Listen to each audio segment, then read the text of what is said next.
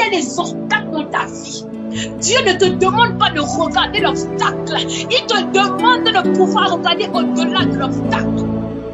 Il y a des questions qu'on ne se pose pas. Il y a des questions qu'on ne se pose pas.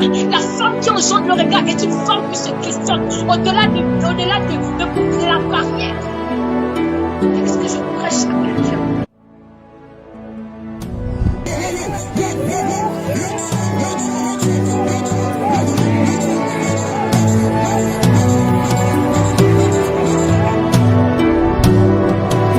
Kala de brai satere de lidika badoko to paraka de baba shatoli akala ya gansu asara ndala ya kato fanila shabandere kutosi shabandere kutosi shabandere kutosi kaloni brama ndala ya gansu shaliva shaliva.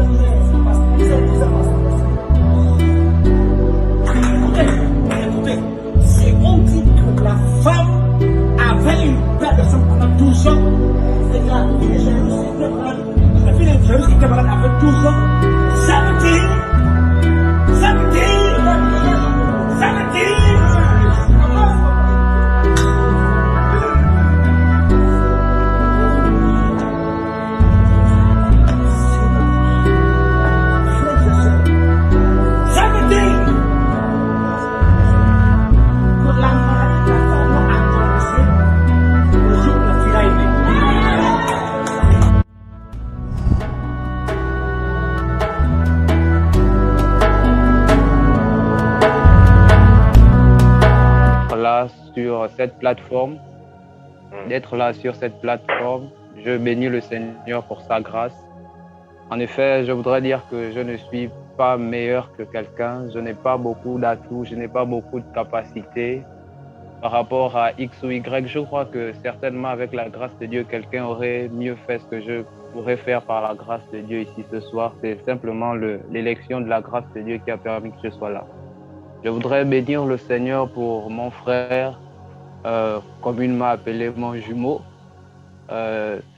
Nous sommes venus sur Terre peut-être pas la même année. Il m'a précédé d'un an et puis il est passé par un autre canal. Néanmoins, je crois que nous nous sommes rencontrés au ciel bien avant que nous ne puissions arriver sur Terre. Et lorsque nous sommes descendus sur Terre, nous nous sommes rencontrés physiquement parlant, mais nos esprits se connaissaient déjà depuis.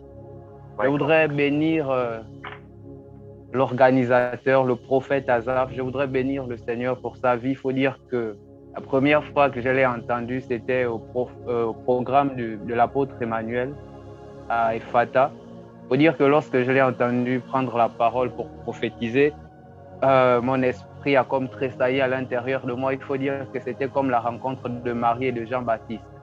C'était de Marie, et d'Élisabeth, sa mère. Ce qui est bizarre, c'est que les enfants ne pouvaient pas se voir physiquement parlant. Mais bizarrement, lorsque l'une a entendu la voix de l'autre, les enfants dans leurs entrailles se sont mis à tressaillir. Et mon esprit avait tressailli de la sorte. Et après, j'ai dit à mon frère, mais comment a-t-il un esprit aussi habile que ça, aussi mouvementé, qui peut bouger comme cela? Je me suis dit, c'est quelqu'un de bien. Et là, pendant que je parle, je sens mon esprit heureux. Je suis joyeux dans mon esprit que de parler de cet homme. C'est un grand prophète. C'est une bénédiction pour, je le crois, pour l'Afrique. C'est un homme de Dieu. C'est quelqu'un en qui Dieu a empaqueté un potentiel terrible avec lequel je crois d'ici quelques années, il bouleversera le monde. Aussi, je crois que de par ces événements passés, ces événements derniers où j'ai appris et j'ai lu sur des statuts que c'était son anniversaire, j'aimerais déjà vous souhaiter à vous, prophète Azaf, joyeux anniversaire en différé, que le Dieu de votre appel, le Dieu qui vous a élu, le Dieu qui vous a choisi, vous donne d'expérimenter ce que vous êtes amenés à expérimenter, qu'il permette que nous, les hommes, à la dimension humaine, nous puissions voir Dieu en vous, mais aussi que nous, les hommes de Dieu, nous puissions davantage bénéficier de ce que le Seigneur a mis en vous, en vue de nous donner d'être propulsés. Parce qu'en effet, je crois que vous rencontrer, comment dirais-je, c'est comme avoir la clé, mettre la clé dans une serrure qui ouvre la porte pour une nouvelle saison, pour un accès supérieur. Homme de Dieu, soyez bénis, que le Seigneur vous ajoute et qu'il vous fasse davantage du bien en cette nouvelle année. Aussi, j'aimerais bénir le Seigneur pour l'ensemble des orateurs qui sont passés bien avant moi. Je crois que vous avez abattu un assez grand travail et ce soir, je viens simplement couler dans les flots que vous avez commencé à libérer. Je viens simplement empiéter le pas. Je viens sinon m'aligner à ce que vous avez commencé avec le Seigneur. Donc, ce soir, nous allons parler de la part du Seigneur en quelques mots. Je parlerai de ce que le Seigneur a mis par conviction dans mon cœur. Nous parlerons d'un sujet et vraiment, j'aimerais que chacun puisse déjà commencer à se repasser les jours précédents.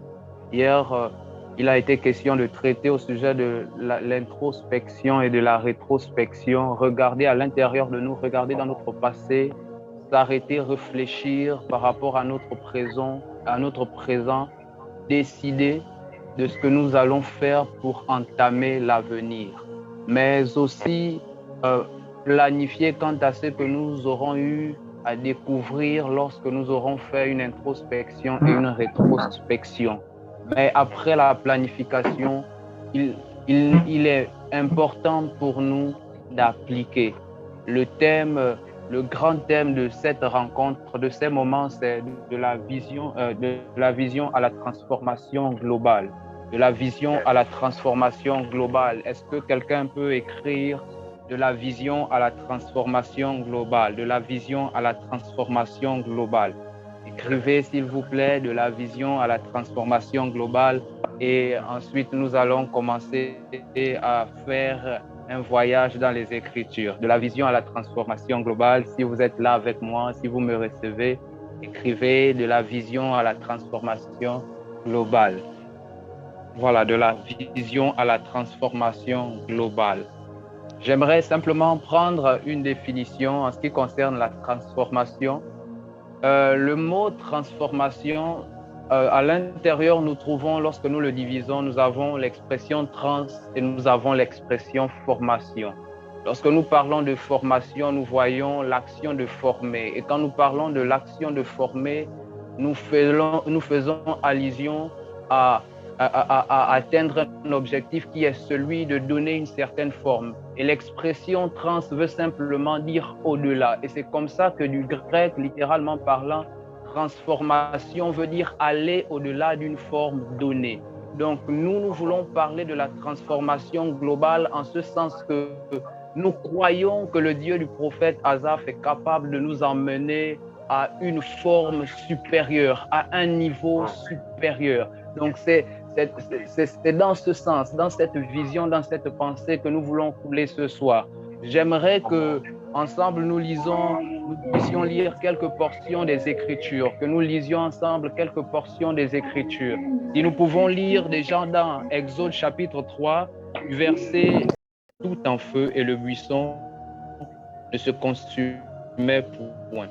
Moïse dit, je veux me détourner pour voir quelle est cette grande vision et pourquoi le buisson ne se consume point. L'Éternel vit qu'il se détournait pour voir et Dieu l'appela du milieu du buisson et dit, Moïse, Moïse, et il répondit, me voici. Rapidement, nous voulons aller dans 1 Samuel chapitre 10, le verset 6.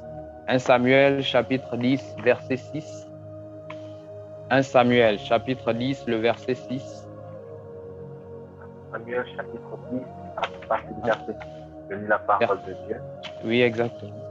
Oui, merci. La Bible dit, l'Esprit de l'Éternel te saisira. Tu prophétiseras avec eux, tu seras changé en un autre homme.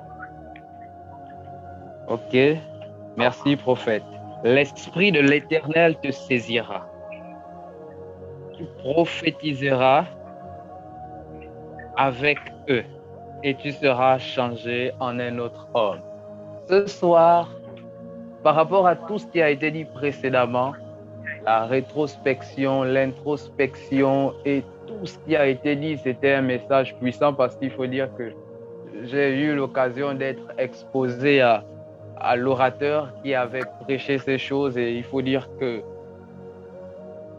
nous avions tous été surpris. C'est une personne qui, lorsqu'elle ouvre la Bible, on s'est dit, bon, qu'est-ce qu'on va encore entendre aujourd'hui? Qu'est-ce qu'on s'attend encore à recevoir de lui? Et j'avoue que je suis toujours surpris lorsqu'il faut partager autour des Écritures parce qu'il est bizarre, je vous assure.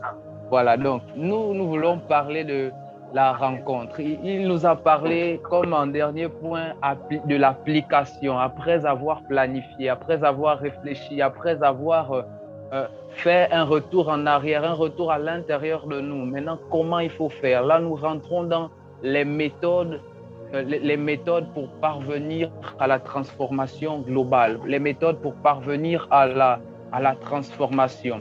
Donc, nous avons dit que transformation, c'est aller au-delà d'une forme donnée.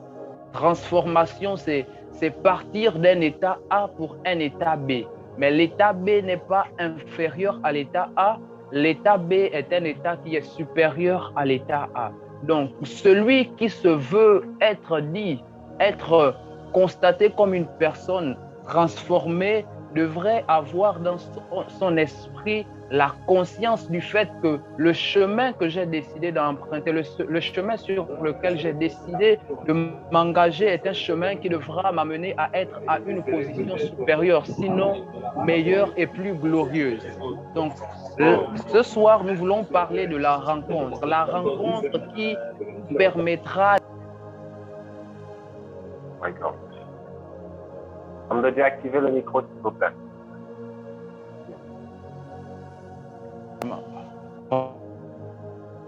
Pardonnez-moi donc. Voilà, je disais que ce soir, nous parlerons de la rencontre. Nous parlerons de la rencontre. C'est le sujet que nous développerons ce soir. Dans le texte que nous avons lu, il est question de Moïse qui fait une rencontre. Mais dans Luc 15, le fils prodigue a dû rencontrer son père en retournant. Le fils prodigue a dû rencontrer son père en retournant. Il vivait déjà avec son père, mais lorsqu'il a décidé de se séparer de son père, il a dû faire une introspection. Par la suite, il a réfléchi. Par la suite, il s'est décidé et il a appliqué ce qu'il avait arrêté comme décision. Mais ce qui est intéressant dans ce texte, c'est que lorsqu'il retourne et qu'il devra rencontrer son père, c'est choquant et puis c'est bizarre parce que lorsqu'il rencontre son père, la première chose qui se passe, c'est que le père et l'enfant ne se rencontrent pas à la maison. La Bible dit que le père a aperçu l'enfant de loin et le père a commencé à courir. La première chose que j'aimerais dire au sujet de la rencontre, c'est que toute personne qui aimerait vivre la transformation par le biais de la rencontre devrait se trouver au lieu de la rencontre. Est-ce que quelqu'un peut commencer à noter ça? La rencontre commence par le fait que je sois au lieu de la rencontre. Moïse était à Horeb. S'il n'était pas à Horeb, je crois pour ma part que ce qui a eu à se produire ne se serait pas produit. Je prends un deuxième exemple. Joseph était en prison. Mais bizarrement, c'est là qu'il rencontre le panetier et celui qui servait. Ce qui est bizarre, c'est que le lieu de la rencontre défini par Dieu pour donner à Moïse de monter à une étape de transformation globale en ce qui concerne le plan de la destinée de Joseph, prévu, empaqueté dans la pensée de Dieu, c'était la prison. Donc c'est comme ça que je suis en train de dire que la transformation par la rencontre est définie par le lieu de la rencontre. Est-ce que quelqu'un peut dire avec moi, la transformation commence par le lieu de la rencontre? La transformation commence par... Voilà, est-ce que quelqu'un peut écrire avec moi, la transformation commence par le lieu de la rencontre? La transformation commence par le lieu de la rencontre. La transformation commence par le lieu de la rencontre. Toute personne qui n'est pas au lieu de la rencontre ne pourra pas atteindre l'étape de la transformation globale. Regardez ce qui se passe. Joseph arrive dans la maison de Potiphar. Lorsqu'il arrive dans la maison de Potiphar, il n'a pas encore été transformé de manière globale, mais il quitte de l'état du fils de Jacob à l'état du serviteur de Potiphar. Il est transformé, mais pas de manière globale. Pourtant, il était dans un lieu où la maison de Potiphar, mais la transformation, la rencontre qui a produit, qui a catapulté, qui a impulsé la transformation globale en ce qui concerne la destinée de Joseph, c'était le lieu de la rencontre qui était la prison. Donc, toute personne qui aspire à atteindre une transformation globale devrait d'abord avoir en son esprit, est-ce que je suis au lieu de la rencontre? Est-ce que je suis au lieu de la rencontre? Est-ce que je suis au lieu de la rencontre? Quelqu'un peut-il écrire avec moi, est-ce que je suis au lieu de la rencontre? Est-ce que je suis au lieu de la rencontre? Est-ce que je suis au lieu de la rencontre? C'est la première chose que nous pouvons noter comme ça en ce qui concerne la rencontre. Si tu aspires à la transformation globale, pas une transformation qui fait office d'un état transitoire de ta destinée. Je ne parle pas de cette transformation, de cette rencontre. Je ne parle pas de ce lieu, non. Joseph a rencontré Potiphar en ce lieu, dans sa maison, mais il n'a pas été transformé. C'est en prison le lieu qui a défini l'état de transformation globale. Dis avec moi, est-ce que je suis au lieu de la rencontre? Est-ce que je suis au lieu de la rencontre? Est-ce que je suis au lieu de la rencontre? My God, est-ce que je suis au lieu de la rencontre? Je prends, pour terminer avec le lieu de la rencontre, un autre exemple comme ça. Je suis, je crois, dans Acte 9. Lorsque nous lisons, on dit que là, alors que Paul, sinon Saul, respirait encore le crime, la terreur, oh, sur le chemin de Damas, Jésus va l'apparaître. Il va rencontrer Jésus ou sur le chemin de Damas. Donc, ceci, j'ai envie de dire à une personne que tu t'es dit que je vais rencontrer assurément Dieu au Gabon, je rencontrerai Dieu assurément au Sénégal, je rencontrerai Dieu assurément au Portugal, au Canada, au Congo. Non, j'ai envie de dire à quelqu'un que ce soir même, tu es sur le lieu de la rencontre, tu es capable de rencontrer Dieu alors que tu es en contact avec le prophète Asaph, alors que tu es en contact avec les hommes de Dieu qui sont là connectés à cette plateforme. J'aimerais annoncer à quelqu'un que ça peut définir le lieu de ta rencontre, ça peut définir le lieu de la rencontre qui changera et catapultera ta vie. Oh, maintenant, la deuxième chose que j'aimerais aborder comme ça, je n'aimerais pas beaucoup rentrer à cause du temps, je vois il est 22 heures déjà, donc voilà, la deuxième chose en ce qui concerne la rencontre, c'est que la transformation globale par la rencontre est définie par le temps de la rencontre. Il y a le lieu et il y a le temps. Il y a le lieu et il y a le temps. Toute personne qui veut être transformée de manière globale, qui veut atteindre, le niveau supérieur de Dieu, qui veut atteindre le niveau supérieur inscrit dans le programme de Dieu, doit non seulement être au lieu de la rencontre, mais aussi être au temps de la rencontre.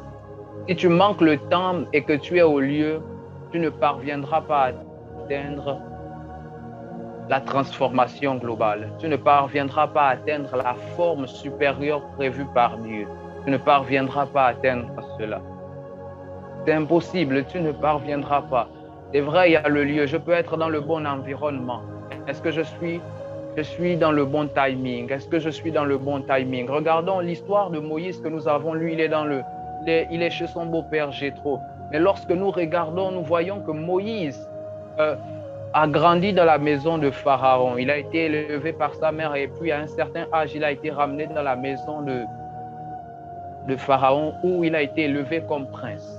Et bizarrement, à l'âge de 40 ans, il va assister à une scène où un Égyptien sera en train de battre un Israélite. Et il va dire comme ça, il va venir pour défendre l'Israélite au point de tuer l'Égyptien.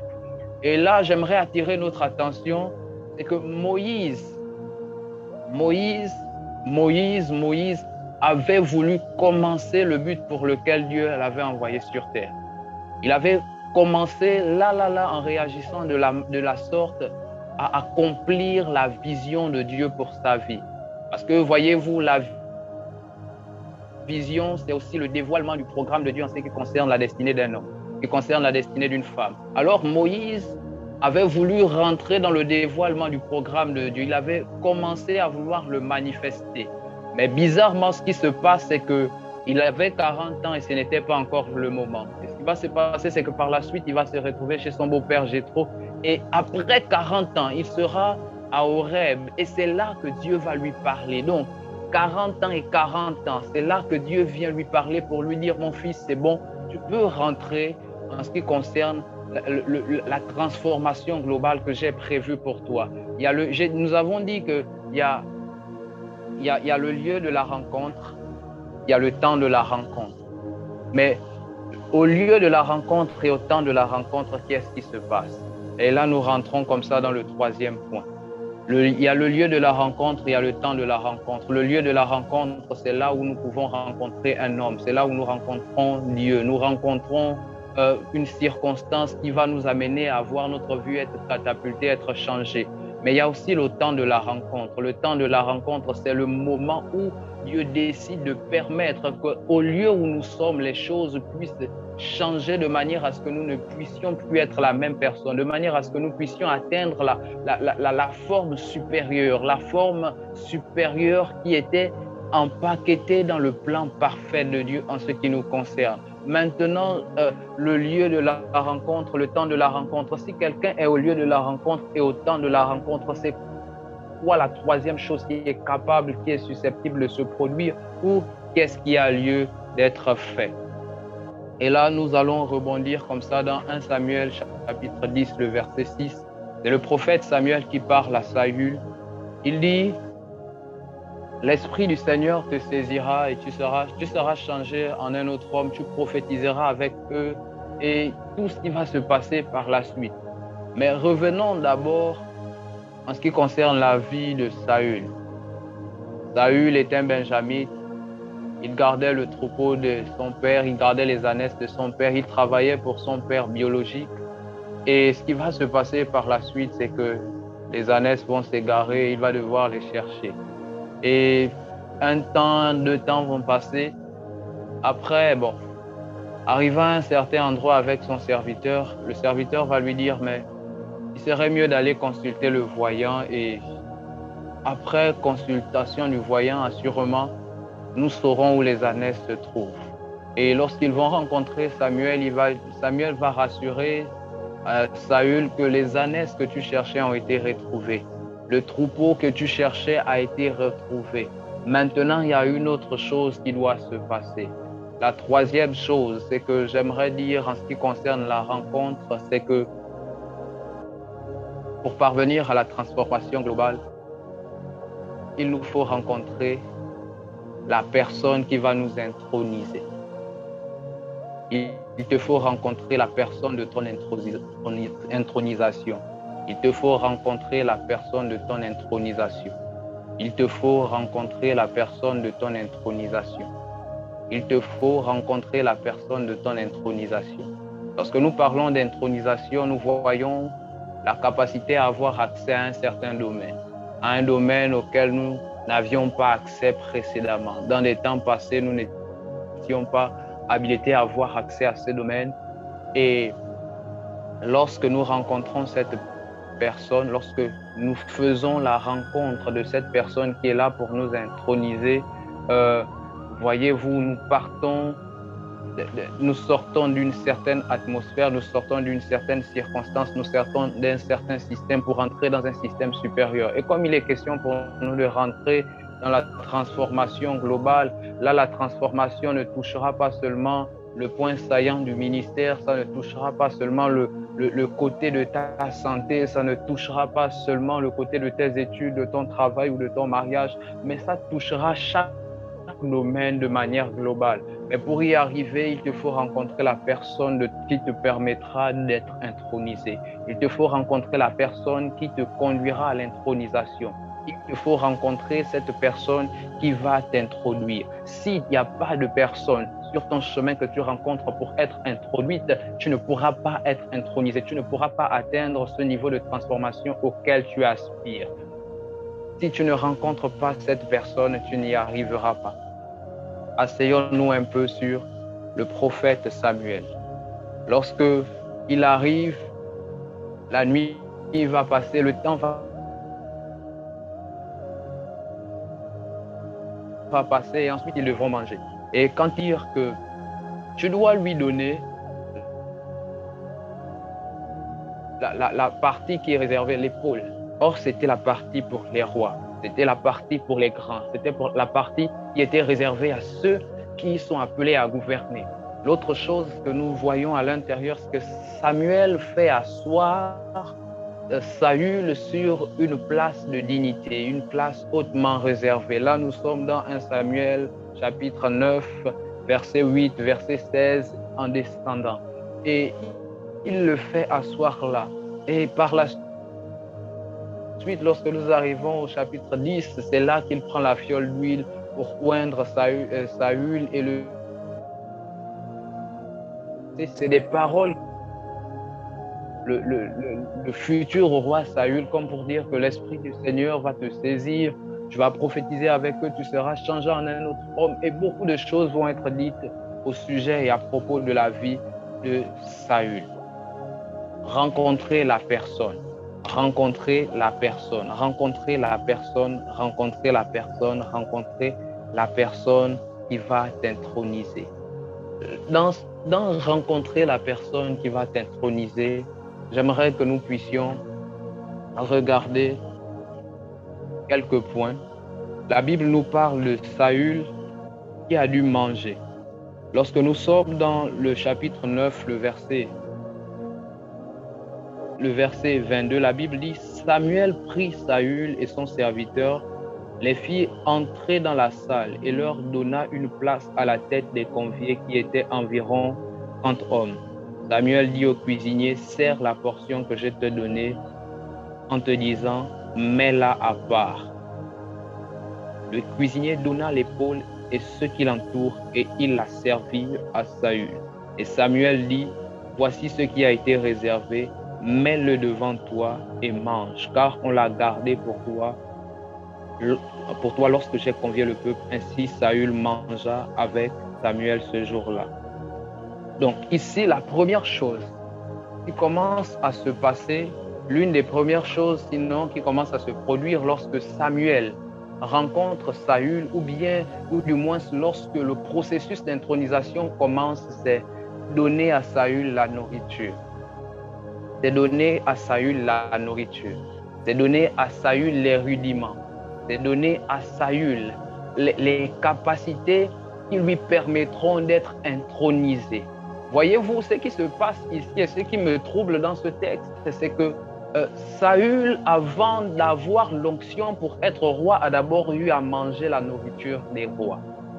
Saül, avant d'avoir l'onction d'huile pour être roi, a eu à manger la nourriture des rois. A eu à manger la nourriture des rois. À quelle dimension aspires-tu? À quelle étape, à quel niveau de transformation veux-tu être? À quel niveau supérieur voudrais-tu être exposé pour la saison future? J'aimerais dire à quelqu'un, commence à chercher la nourriture qui correspond au niveau que tu aimerais atteindre. J'aimerais dire à une personne, commence à chercher les aliments, commence à chercher les rudiments. Oh, j'aime cette citation de Victor Hugo. Il dit, l'esprit qui ne lit pas te verra en train de maigrir, je paraphrase, comme le corps qui ne mange pas. En d'autres termes, si tu n'as pas l'information qui correspond à ton esprit ne te permettra pas d'atteindre l'étape de la transformation globale. Quel est le genre de nourriture que tu manges? À quoi es-tu exposé? La nourriture de l'esprit, c'est aussi l'information. À quel genre d'information exposes-tu ton esprit? Ton esprit est-il exposé à quel genre d'information? J'ai envie de dire à quelqu'un, si tu aspires à atteindre l'étape de la transformation globale, à la position de quelqu'un qui dirige, de quelqu'un qui est excellent dans les affaires, commence à trouver la nourriture qui correspond à cela. Oh, j'annonce sur la vie de quelqu'un ce soir, en cette saison, le Dieu des cieux te permettra de rencontrer une personne qui te donnera de manger la nourriture qui te permettra d'atteindre, sinon d'avoir accès à la saison prochaine, qui te permettra d'avoir accès au niveau supérieur, qui te permettra d'avoir accès au niveau de transformation globale auquel tu aspires. Je suis en train de dire à quelqu'un, cette saison, c'est la saison où tu rencontres un Samuel qui dit au cuisinier, donne-lui la nourriture. Oh my God, c'est cette saison où tu rencontres un Saül qui te dit, mange, parce que la nourriture que tu t'apprêtes à manger est une nourriture qui te permettra de faire ce pourquoi le Seigneur a décidé de t'envoyer sur terre. La rencontre, lorsqu'on rencontre celui qui doit nous donner la nourriture pour atteindre le niveau supérieur, c'est comme l'ange qui réveille Élie. La première fois, il lui dit mange, Élie se rendort. Mais la deuxième fois, lorsqu'il dit à Élie mange, Élie reste éveillé parce qu'il lui a donné l'information. J'aimerais dire à quelqu'un, la rencontre ne suffit pas, mais trouve la nourriture qu'il faut pour ton esprit en vue de te donner d'avoir accès au niveau de transformation globale auquel tu aspires. Le tout n'est pas de rencontrer un ange. Oh my God. Le tout n'est pas de rencontrer un ange. Élie avait mangé la nourriture pour son ventre, physiquement parlant. Mais comme il n'avait pas reçu l'information, la nourriture qui correspondait à son esprit, il s'est rendormi. Il s'est rendormi. Mais la deuxième fois, lorsqu'il a reçu l'information, il est resté éveillé, il a marché durant 40 jours. En d'autres termes, lorsque tu reçois l'information, tu es capable de marcher pendant 40 jours. 40 jours, c'est comme le chiffre où Dieu décide de tester tes limites jusqu'à ce que tu te dises que ce n'est plus bon pour te donner d'avoir accès à un niveau supérieur. J'aimerais dire à quelqu'un, alors que tu t'apprêtes à manger et à avoir l'information, assurément tu passeras par un chemin qui semblerait être périlleux, qui semblerait être assez difficile. Le Seigneur sera en train de te tester. Pourquoi? Parce que le niveau prochain, la position prochaine, c'est la transformation globale. C'est l'état du rayonnement. Pendant que je suis en train de parler, je suis comme en train de voir des personnes qui sont en train d'atteindre un niveau de rayonnement. Je vois comme un rayonnement dans mon esprit sur certaines personnes. Je vois un rayonnement dans mon esprit sur certaines personnes. Mais je préfère continuer d'abord et finir le message. Sinon, je ne terminerai pas de prêcher. Il y a un rayonnement pour la transformation globale. Donc, nous avons dit, lorsque nous rencontrons celui qui doit nous introniser au niveau de la transformation globale, la chose qu'il nous donne, c'est la nourriture. La chose qu'il nous donne, c'est la nourriture. La chose qu'il nous donne, c'est la nourriture. J'aimerais dire à quelqu'un, si tu veux atteindre un niveau supérieur, commence par manger la nourriture qui correspond au niveau auquel tu aspires. Nourris ton esprit de ce à quoi tu aspires. Nourris ton esprit. L'esprit, pour le nourrir, il a besoin d'être exposé à l'information. Expose ton esprit à un certain type d'information. Qu'est-ce que tu écoutes? Qu'est-ce que tu vois? Qu'est-ce que tu écoutes? Qu'est-ce que tu vois? À quoi es-tu exposé? À quoi es-tu exposé? Qu'est-ce que tu lis? Jésus a dit, les paroles que je vous ai dites sont esprit et vie. Toute personne qui décide de rentrer en contact avec une écriture décide de faire une acquaintance, décide de faire une rencontre avec l'esprit caché derrière l'écriture. Donc, toute personne qui décide de manger l'information décide de faire alliance avec un certain type d'esprit. Tu ne peux pas opérer dans un couloir si tu n'as pas eu à avoir fait une alliance avec l'esprit en rapport avec le couloir, ou au moins un des esprits qui travaillent dans le couloir auquel tu aspires. Qu'est-ce que tu manges comme nourriture? Que manges-tu? Que manges-tu? Qu'est-ce que tu manges? Qu'est-ce que tu manges? Écris avec moi, qu'est-ce que je mange? Qu'est-ce que je mange? Qu'est-ce que je mange? Qu'est-ce que je mange? Qu'est-ce que je mange? Qu'est-ce que je mange? Qu'est-ce que je mange? Dis, écrivez s'il vous plaît en commentaire, qu'est-ce que je mange? À quoi suis-je exposé? Voyez-vous, lorsque je mange une information, je fais alliance avec l'esprit derrière l'information. Lorsque j'écoute une parole, j'expose mes oreilles à une parole, il y a un esprit derrière la parole qui est dit. Il y a un esprit derrière la parole. Il y a un esprit derrière la parole. Qu'est-ce que je mange? Et avec moi, qu'est-ce que je mange? Qu'est-ce que je mange? Qu'est-ce que je mange? La deuxième chose qui se produit lorsqu'on rencontre celui qui doit nous introniser, c'est le fait d'être assis. C'est le fait d'être assis. C'est le fait d'être assis. C'est le positionnement. Celui que tu rencontres te positionne de manière prophétique. Lorsque nous lisons en arrière l'histoire, nous nous rendons compte que Dieu, par Samuel, permet à Saül d'être assis à un endroit distingué. Il lui fait asseoir sur un siège. En d'autres termes, il lui donne une certaine stabilité. Il lui donne une certaine stabilité. Il lui donne une certaine stabilité. Il lui permet d'être stable et ensuite de manger.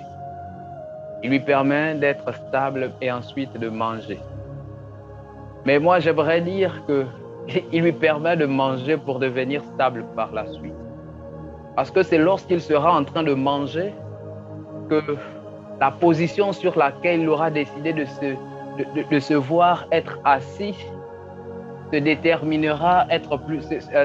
définira comme être plus ferme par la suite. J'aimerais expliquer ceci. Lorsque on le fait asseoir, sur la chaise, je vais prendre comme ça avec les images d'aujourd'hui. Lorsqu'on le fait asseoir sur la chaise, ce qui est sûr, c'est qu'il n'est pas encore fixé quant à sa position. Mais c'est lorsqu'il commence à manger que la fixation se produit. C'est lorsqu'il commence à manger que la fixation se produit. C'est lorsqu'il commence à manger la nourriture de roi que sa position à l'endroit de roi se stabilise. C'est quand il commence à manger. Autrement dit, si tu ne commences pas à manger, tu ne pourras pas rester fixe au lieu où le Seigneur aura décidé de te faire asseoir. C'est la raison pour laquelle j'ai dit, lorsque nous rencontrons la personne de notre intronisation pour la transformation globale, elle nous donne premièrement à manger. Et la deuxième chose qui se produit, c'est qu'elle permet que nous soyons assises. Et pas seulement assises, mais assises de manière à être fixées, à être stable et imbougeable, à être stable et inébranlable, à être stable et inchangeable, indéplaçable. J'aimerais dire à quelqu'un que lorsque tu manges, c'est pour être stable. La deuxième chose qui se produit lorsque nous rencontrons le ouin qui nous intronise dans la rencontre, qui nous intronise dans la transformation globale, c'est la stabilité qui se produit. Il te donne l'information, il te donne la nourriture, mais il te permet de te stabiliser aussi.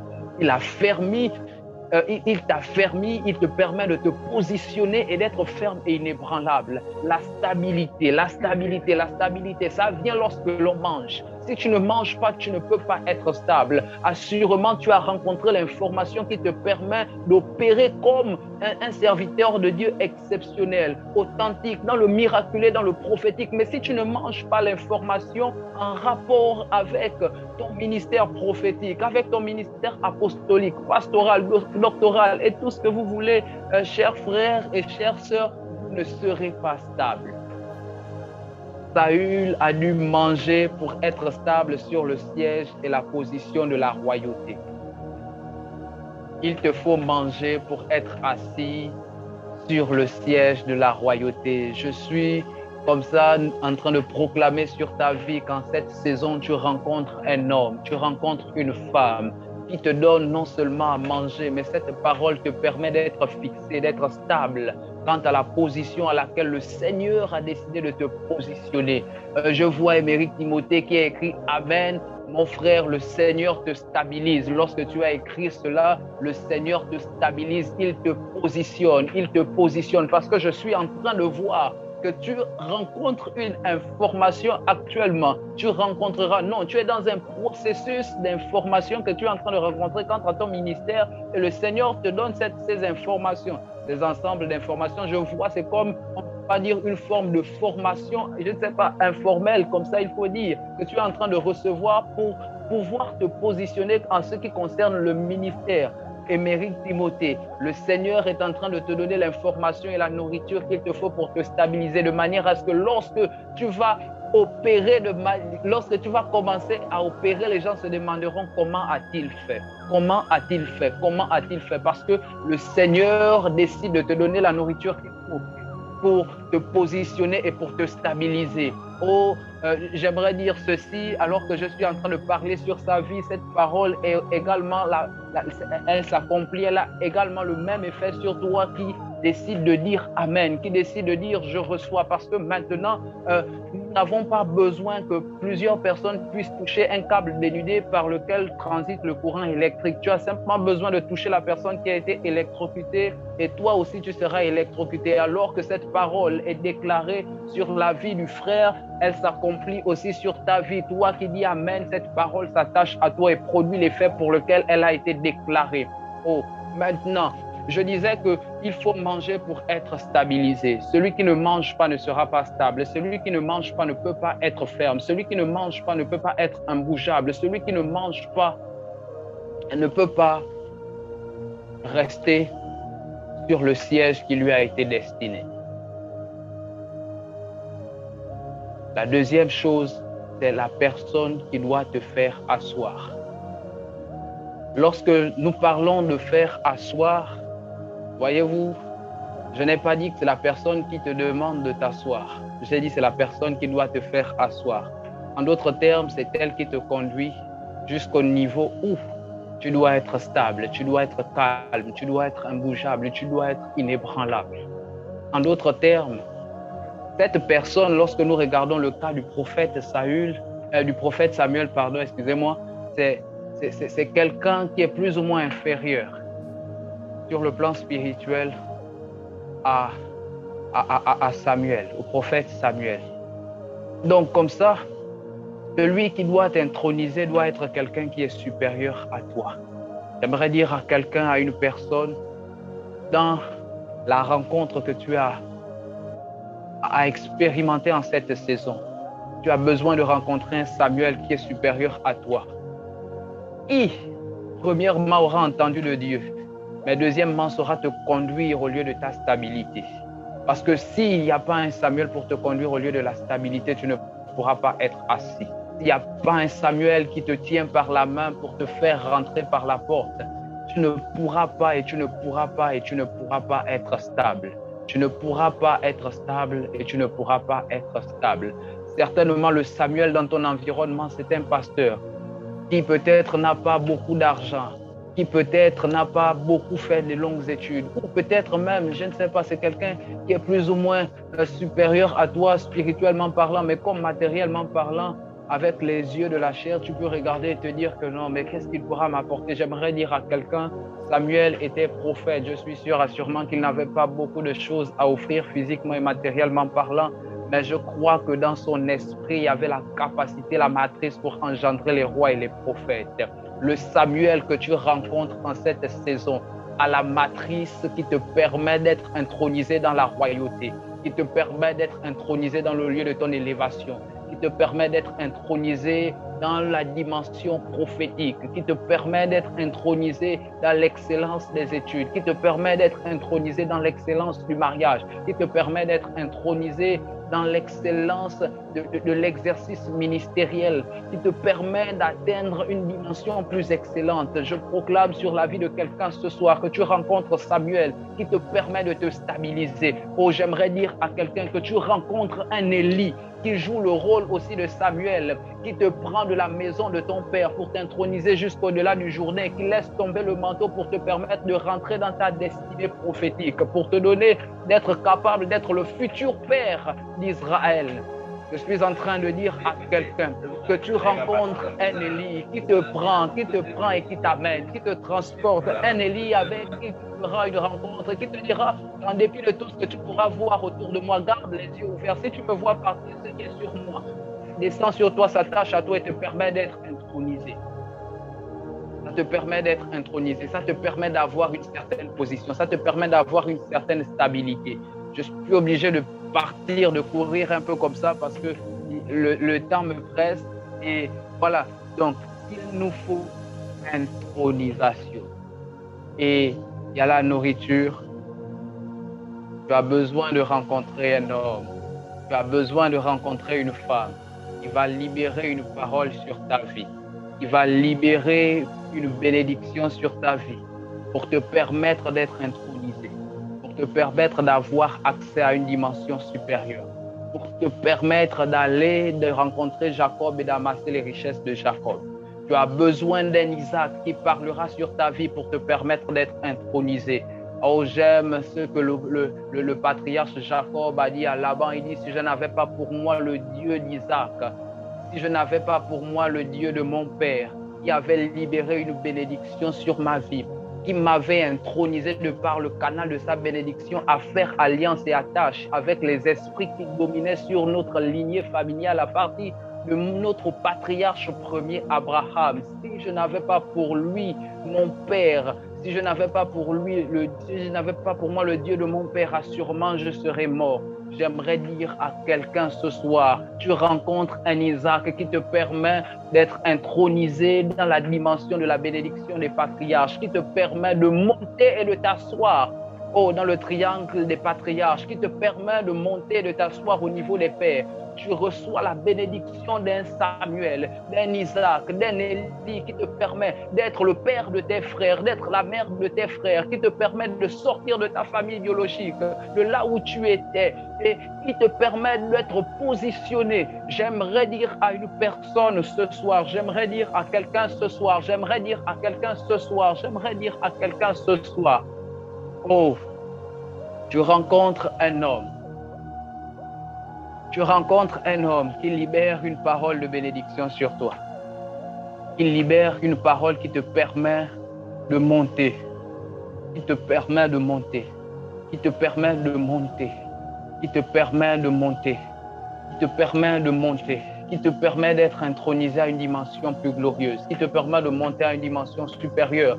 Oh, j'aimerais dire à quelqu'un que tu rencontres un Melchisédek qui, après lui avoir parlé, après lui avoir mangé, il te permettra de rentrer dans une dimension supérieure. Il t'intronisera au nom du Dieu Elyon, le Dieu supérieur, le Dieu suprême, le Dieu hautement élevé.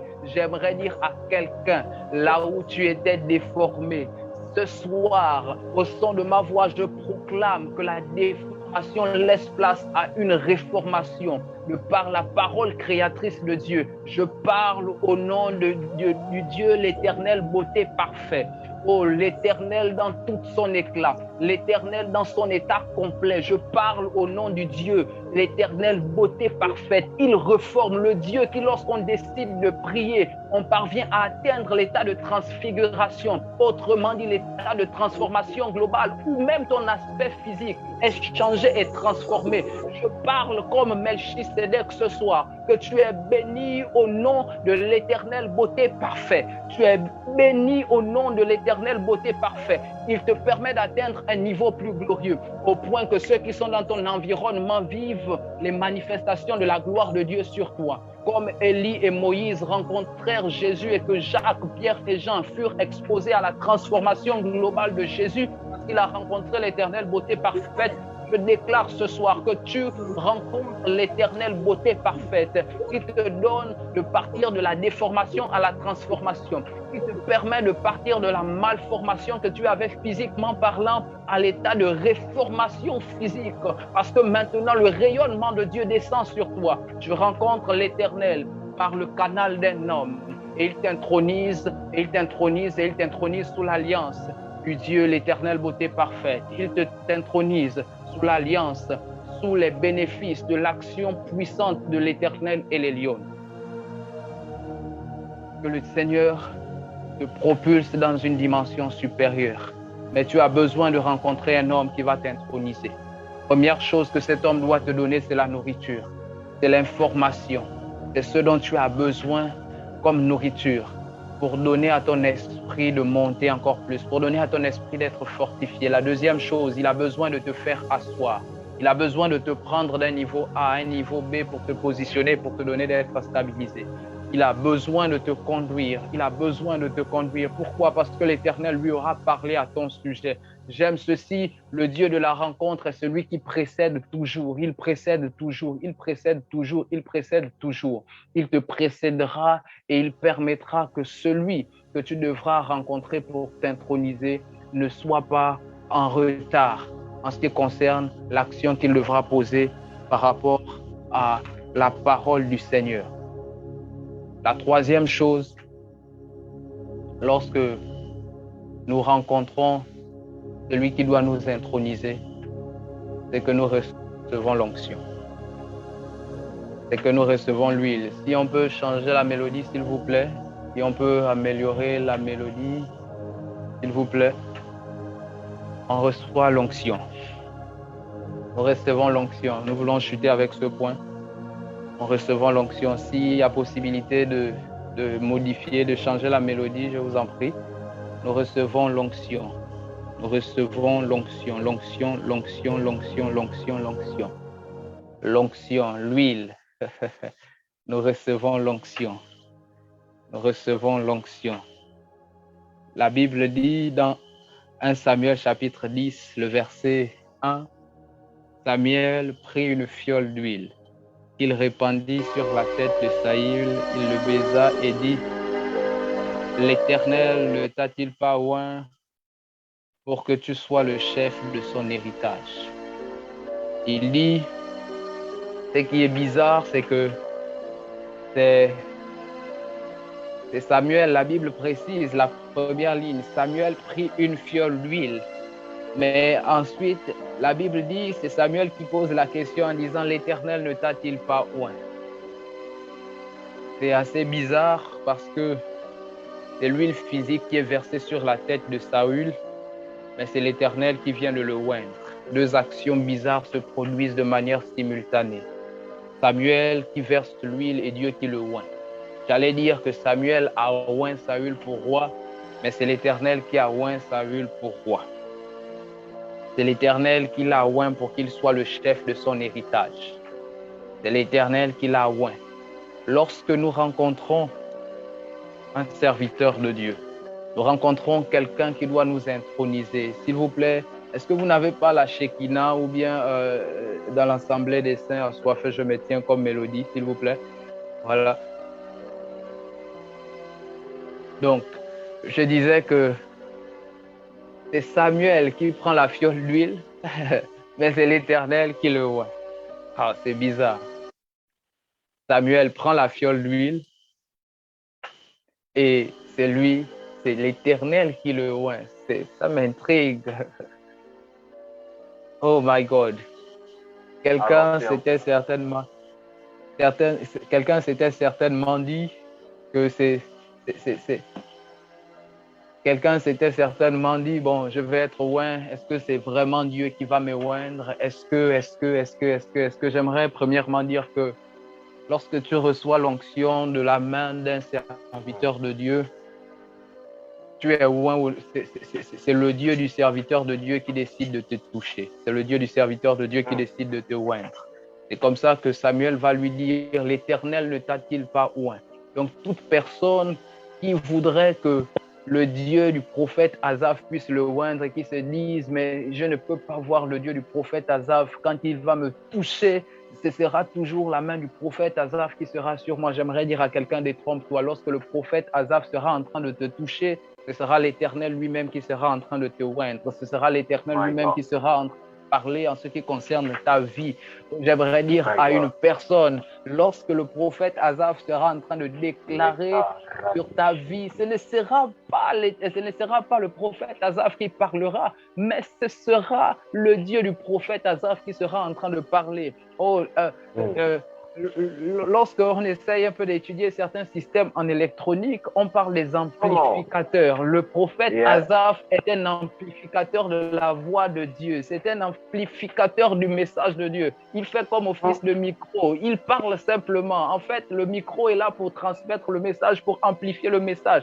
Donc, si tu as besoin simplement que le Seigneur puisse parler en ce qui te concerne, dire une parole, même si le prophète Asaph n'a pas entendu un ainsi dit l'Éternel, c'est lorsqu'il parlera, parce que la Bible dit, j'accomplis la parole de mes serviteurs, les prophètes. Lorsqu'il sera en train de déclarer sur ta vie, le Seigneur n'aura pas d'autre choix que d'accomplir. Quelqu'un me dira, comment est-ce possible de se confier à un homme? Est-ce que c'est lui Dieu? J'aimerais dire ceci. La Bible dit dans 2 Chroniques 20:20, confiez-vous à l'Éternel et vous serez affermis. Confiez-vous en ses serviteurs, les prophètes, et vous réussirez.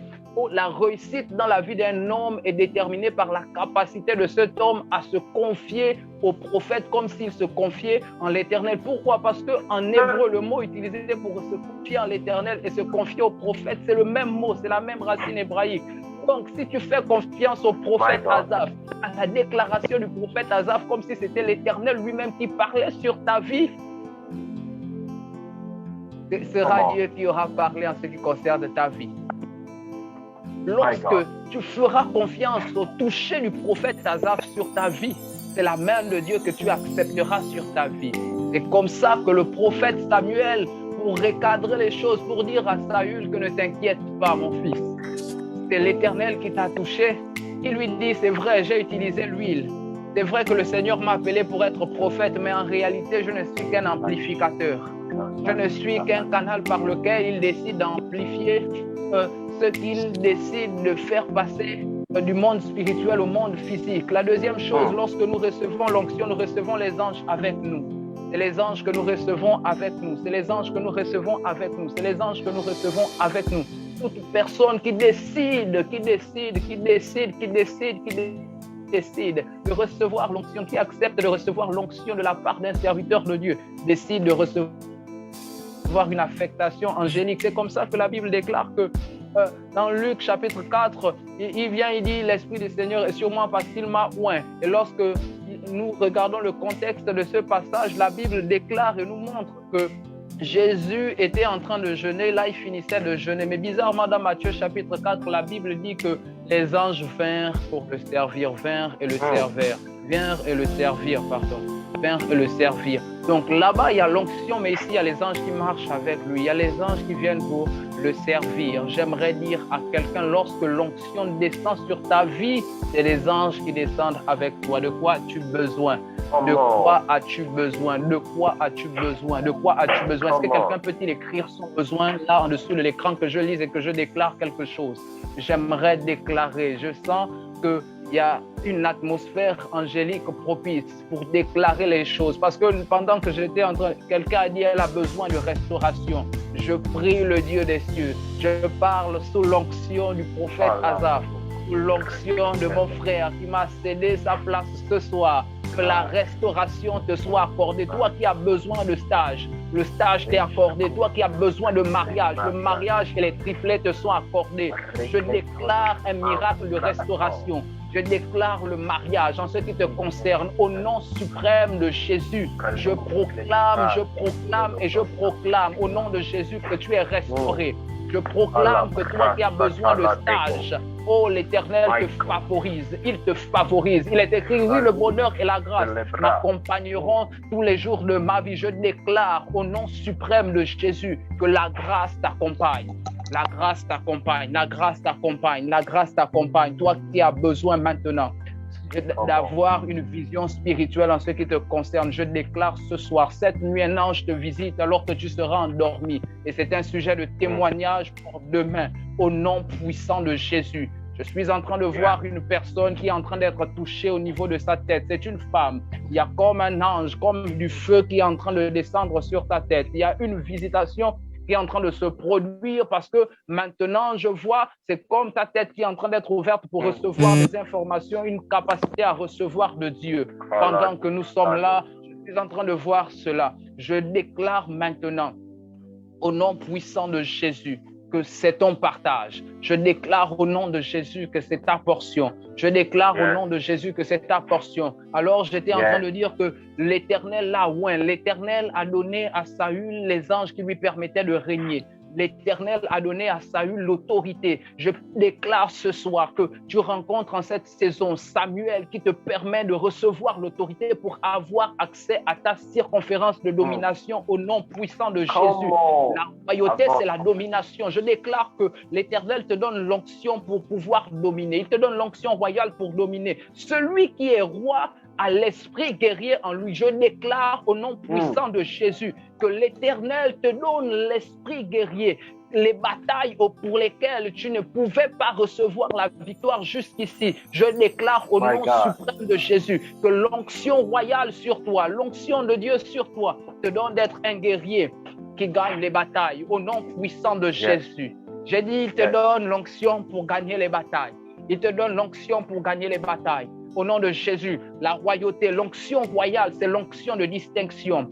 L'onction de distinction. Tu es accepté, tu es acclamé, tu es vu par tous. Je déclare au nom de Jésus que tu reçois l'onction pour être accepté, pour être vu, pour être au nom suprême de Jésus respecté, parce que l'onction royale attire le respect. Je déclare au nom de Jésus que tu rencontres un Samuel, comme ce soir maintenant, qui t'intronise dans la dimension de l'onction royale pour te permettre non seulement de dominer, d'être respecté, d'être accepté. Au nom puissant de Jésus, l'onction royale, c'est une onction qui te permet aussi de recevoir tout ce que tu veux. Je déclare, et cela, c'est de la part des hommes que tu le reçois. Je déclare au nom de Jésus que cette onction, la parole empaquetée dans l'esprit de cette écriture que nous avons lue de 1 Samuel chapitre 10, le verset 1, au nom de Jésus s'attache à toi. Et l'onction royale te donne maintenant, au nom puissant de Jésus, de recevoir. Au nom de Jésus, les hommes te donneront leur présent.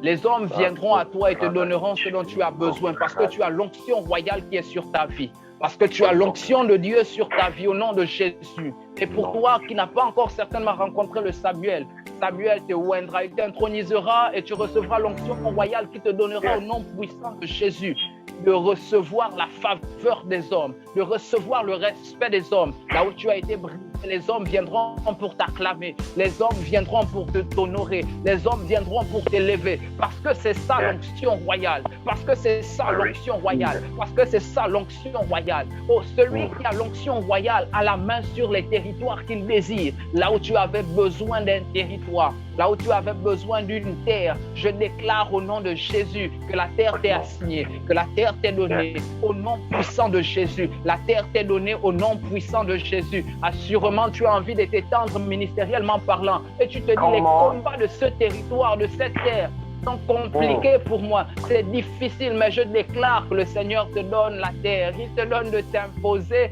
au nom puissant de Jésus. Le Seigneur te donne de t'imposer parce que celui qui a l'onction royale sur lui a l'autorité pour dominer la terre dans laquelle il se trouve. Et le Seigneur te donne de dominer la terre dans laquelle tu te trouves au nom puissant de Jésus. Les esprits de cette terre te sont soumis au nom de Jésus. La terre elle-même t'est soumise au nom puissant de Jésus. Je déclare cela. Je déclare cela au nom puissant de Jésus. Celui qui a l'onction royale est entouré des prêtres, est entouré des sacrificateurs. Je décrète et je déclare, parce que l'onction royale est sur toi, les sacrificateurs, ce sont des intercesseurs. Le Seigneur met autour de toi des personnes qui sacrifieront leurs genoux pour que toi, tu sois heureux. Le Seigneur met autour de toi des personnes qui travailleront pour que toi, tu puisses monter et monter et monter encore. Au nom puissant de Jésus, je déclare qu'il y a des personnes qui se sacrifieront pour toi, financièrement parlant, matériellement parlant, émotionnellement parlant, parce que tu as l'onction royale sur ta vie. Au nom puissant de Jésus, je déclare l'onction royale. Je dis, c'est aussi la présence des prophètes avec nous. Je déclare, il y a des voyants. L'ennemi ne te surprendra pas parce que les voyants n'ignoreront pas les desseins de Dieu pour ta vie, mais aussi les desseins de l'ennemi en ce qui concerne ta vie. Les voyants verront et tu seras averti parce qu'ils se tiendront à la brèche pour toi. Au nom puissant de Jésus. Oh my God, l'onction royale. Les rois avaient les femmes et les épouses qu'ils voulaient, la reine vice-versa. Je déclare que toi qui aspires au mariage, parce que l'onction royale est sur toi, tu as le mariage auquel tu aspires. L'onction royale, c'est aussi la richesse, c'est aussi les finances, c'est aussi les biens matériels. Oh, je déclare au nom puissant de Jésus, l'onction royale sur toi, comme Saül l'a eu, te donne d'avoir les finances. Au nom puissant de Jésus, te donne d'avoir les richesses. Au nom de Jésus, oh, j'aime cette parole de l'Éternel. Il dit, te donnera les richesses enfouies dans la mer, enfouies dans le sol, enfouies dans le sable, que l'Éternel te donne maintenant les richesses. Il est écrit, voici ainsi par l'Éternel, à son oint Sirius, que je tiens par ma main droite. Oh, pour désarmer les rois. Parce que tu as l'onction royale, aucun roi ne tiendra devant toi. Aucun grand ne tiendra devant toi. Parce que celui qui est roi, qui est oint en tant que roi, le Seigneur le saisit par la main droite et il marche avec lui. My God, si tu es un roi, si tu as l'onction royale, parce que tu l'as ce soir, je décrète que tu l'as ce soir, au nom suprême de Jésus, je déclare et je décrète, je déclare et je décrète que le Seigneur te prend par la main droite et tu terrasses les nations. Au nom de Jésus, il est écrit, mes ennemis m'avaient environné, mais au nom de l'Éternel, je les taille en pièces. Parce que tu as l'onction royale, surtout aucun ennemi ne tient devant toi, parce que l'Éternel te tient par la main droite. Au nom de Jésus, la Bible déclare que maintenant, il tient Cyrus par la main droite pour terrasser les nations devant lui et pour relâcher les ceintures des rois. Je déclare que personne ne tient devant toi, parce que l'onction royale est sur toi. Aucune porte n'est fermée devant toi. Celui qui a l'onction royale ne peut voir aucune porte fermée devant lui.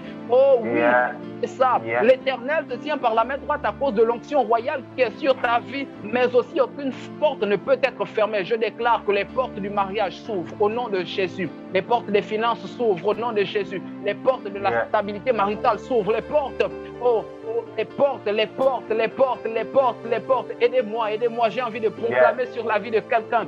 Les portes ministérielles s'ouvrent, les portes de l'extension. Prophète Asaph, pendant que vous êtes en train de dire yes, je vois une extension en ce qui concerne votre manteau. Votre domination est en train de s'étendre parce que le Seigneur vous doit être davantage plus grand. Pendant que vous étiez en train de dire yes, et j'étais en train de proclamer l'onction royale.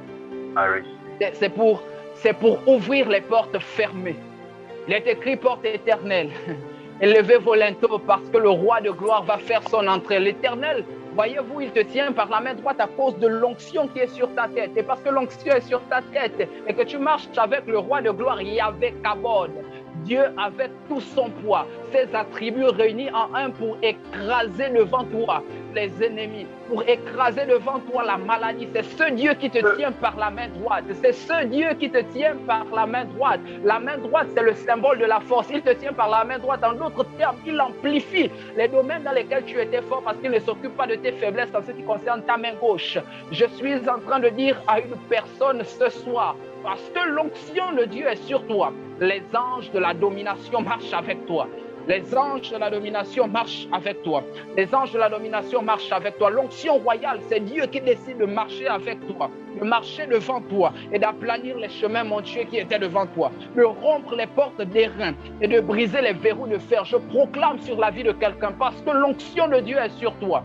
Au nom puissant de Jésus, les portes qui étaient fermées, les portes des fers, avec les portes d'airain et les verrous de fer, s'ouvrent au nom de Jésus. À quelle porte étais-tu confronté? Devant quelle porte faisais-tu face?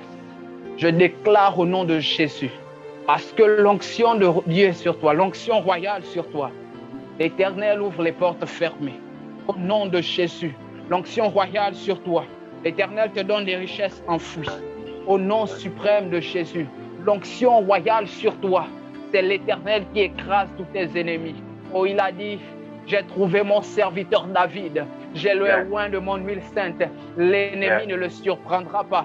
J'annonce à quelqu'un, toi qui as vécu des saisons de surprise, où l'ennemi t'avait déçu, où t'avait surpris, où l'ennemi t'avait surpris émotionnellement, il t'avait surpris maritalement, il t'avait surpris financièrement, il t'avait surpris encore et encore. Mais j'annonce ceci ce soir, ainsi par l'Éternel. Il t'a trouvé, toi mon fils, toi sa fille, toi son enfant, toi son serviteur, et il t'a oint de son huile sainte.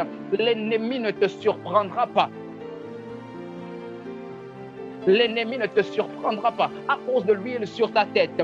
Et la main de l'Éternel Tout-Puissant te soutiendra et son bras te fortifiera. En d'autres termes, j'ai envie de dire à quelqu'un, parce que tu as l'onction de Dieu sur ta vie, le Seigneur te fortifie, le Seigneur te soutient, le Seigneur te rend fort là où tu étais faible. L'onction royale sur ta vie te donne maintenant, au nom suprême de Jésus, d'être fortifié, parce que l'Éternel a dit, j'ai trouvé mon serviteur, le prophète Asaph, j'ai trouvé mon serviteur Émérite Timothée, j'ai trouvé mon serviteur Priscille, j'ai trouvé mon serviteur,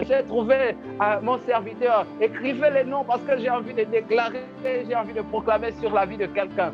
J'ai trouvé mon serviteur Démoriel Blessing. Je l'ai oint de mon huile sainte. J'ai trouvé mon serviteur, ma servante Luce, Zoé. Je l'ai oint de mon huile sainte. Et l'ennemi ne le surprendra pas. Oh, Enis, je t'ai trouvé, toi, mon serviteur, ma servante. Je t'ai oint de mon huile sainte.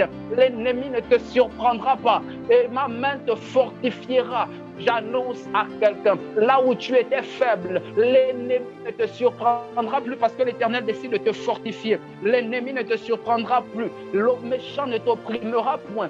J'annonce cela sur ta vie parce que l'onction de Dieu est sur toi. Ça, c'est l'onction royale. Lorsque tu es oint par un prophète, c'est ça que l'Éternel est capable de faire. Lorsque tu rencontres quelqu'un pour t'introniser, voyez-vous, bien-aimés, que l'onction coule sur vous. Voici ce qui se passe. Voici ce qui se produit. C'est ça que l'Éternel est capable de faire avec toi. C'est ça que l'Éternel est capable d'accomplir avec toi. C'est ça que l'Éternel est capable de produire avec toi. Je ne sais pas par quoi tu passais, mais parce que l'onction de Dieu descend sur toi ce soir. Je déclare au nom suprême de Jésus que l'ennemi ne te surprendra plus. La fidélité et la bonté de l'Éternel seront et marcheront avec toi. Parce que l'Éternel t'a oint de son huile sainte ce soir. Oh, les portes nouvelles sont en train de s'ouvrir. Je vois dans mon esprit comme des portes ouvertes qui sont en train de s'ouvrir. Les portes ouvertes sont en train de s'ouvrir. L'Éternel marche avec toi. L'Éternel marche avec toi parce qu'il te tient par la main droite. Ô Père, nous célébrons ton nom. Nous te magnifions. Est-ce que tu peux lever tes mains vers le ciel, prier quelques instants avec moi? Nous voulons bénir le Seigneur. Prie le Seigneur par rapport à l'aspect du message qui a dû affecter ta vie. Radegler Yamam Radashin de Pawa.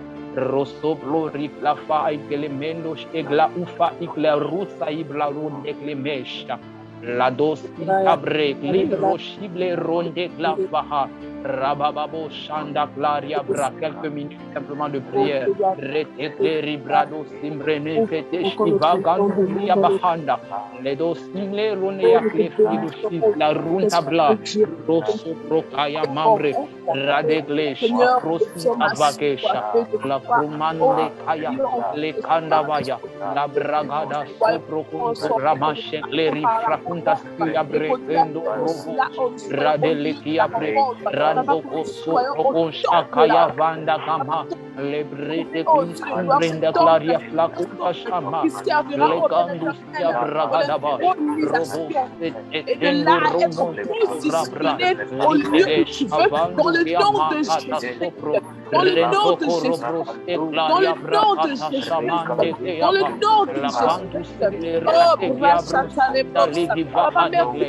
rabo sabakayama le keto supretendo rama la vache alors de la Rabba Eliaba, le Seigneur t'affecte maintenant, le Seigneur te touche maintenant, Ratete Riproso Profunda Ramambre de Claria, Linda la Brusha, Rabba Kayanda Lagadech, Kemento Subra, Lagadus Ikia Fahaja, Inda Kemesh, Ekuzi Taike Vahable Rosa Gemande. Ora Eklata Sabande, Ramanta Karibros. Rondekle fa de glaria branda shabakayama ligeto sobre yanda bradas et kama il y a une atmosphère de miracle qui est relâchée maintenant les prakanta il y a des anges du miraculeux qui sont présents Rabba Shatakayama tout endroit de ta vie tu as besoin d'une visitation de Dieu les anges libérés maintenant la distance n'est pas un problème parce qu'elle n'existe pas. Oh, je déclare au nom suprême de Jésus que maintenant, c'est des anges de guérison qui sont là, là où tu avais besoin de guérison, là où tu as un parent qui était malade, la puissance de Dieu arrive et te localise. Au nom puissant de Jésus, où tu avais besoin d'un miracle créatif, la puissance de Dieu te localise et apporte la création dont tu avais besoin. Au nom suprême de Jésus, Retos Iklamanda Bauch. Père, nous te célébrons et nous te rendons toute la gloire. Puisses-tu être célébré, glorifié. Merci de ce que tu es notre Père. Et pour nous, tu es un Père responsable. Nous t'exaltons et nous te magnifions. Honoré sois-tu, respecté sois-tu, exalté sois-tu, toi qui appartiennent le règne, la gloire et la puissance. Au nom souverain de Jésus. Amen. C'est Dieu d'être là sur cette plateforme. Je bénis le Seigneur.